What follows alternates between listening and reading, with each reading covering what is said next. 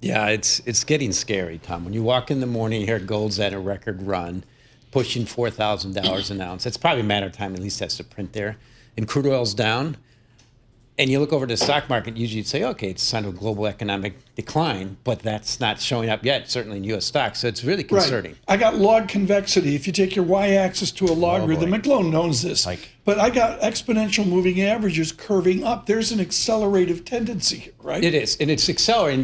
I just did that to impress him. Well, I have any idea what I'm talking about. I passed my CFA. I got my results 2001, and then, of course, forgot everything. It's been a while when I finally got the result. But it's so I love to look at stretched versus moving averages that last over time. Look at 60-month or so, and it's so stretched. Gold is a bull market. Bull markets get stretched. But then you look at it versus every other risk asset on the planet. When stock market is going down versus gold, that's usually not a good sign, and it's starting to accelerate. The key thing I'm worried about is you look at volatility in the stock market. We all know it's buried. 60-day volatility, just below 9%. It's the lowest since 2000, right before the crisis. So as we enter the fourth quarter, you got to ask yourself, is gold warning us that it's going to be a little pickup in normalization stock market fluctuations?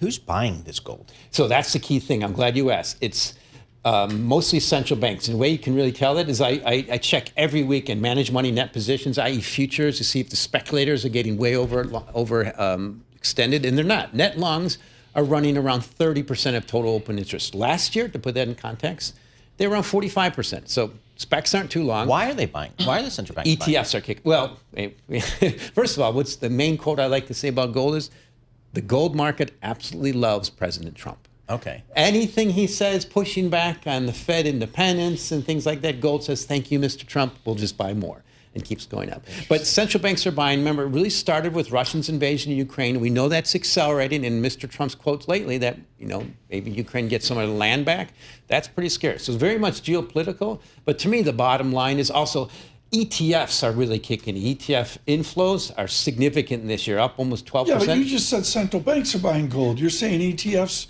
I mean, Lisa Mateo's buying gold. Well, they're just catching up. Central banks, the deepest pockets of the planet, have been buying for years, according to the World Gold Concert. But ETFs are popping. They're just popping. I mean, this year, last 4 years, there were outflows. This year, switched to inflows.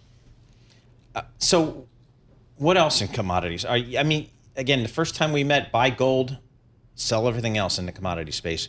What else are we doing in commodities? I mean, silver's up, ripping. All the precious metals. I'm glad you went there. So gold is dragging along the precious metals. The best performing commodity this year is platinum.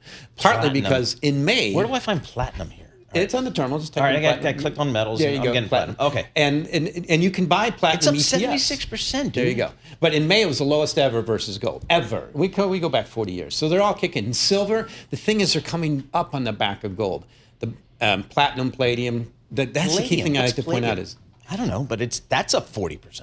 Yeah, it is. The thing about palladium is it got up around 3,000. Just a few years ago, it was 3,000. It's down to 1,000. So it's catching, but platinum is the one that's really kicking in. It's the bottom line, and I like to point this out because I'm going to tee Tom off on this. There's 4 precious metals, and there's 21 million cryptocurrencies. And precious are fighting to figure out the rules of supply and demand are favoring Is precious Bitcoin metals. a gold equivalent? No, I mean, sometimes I like the concept of being digital gold, but when you have 21 million cryptocurrencies and there was only one in 2009 in Bitcoin, to me, we're getting to the point where you're supposed to be selling when you're yelling in crypto. Okay,